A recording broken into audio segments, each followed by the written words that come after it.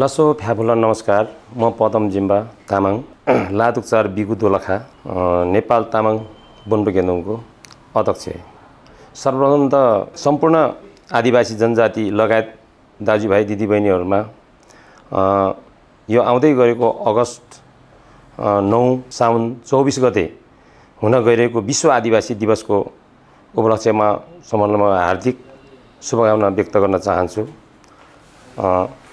र नेपाल आदिवासी जनजाति महासङ्घद्वारा आयोजित मूल समारोह समितिले आयोजना गरेको यसै काठमाडौँ खुला मञ्चमा यो अगस्त 9 साउन 24 गते सम्पूर्ण हामी विभिन्न जातीय समुदायहरू आफ्नो संस्कार संस्कृतिको पहिचानसहित झाँकी प्रदर्शनसहित हामी खुला मञ्च जाउँ भन्दै म सम्पूर्णमा अपिल गर्न चाहन्छु। लसो थोजेचे नमस्कार।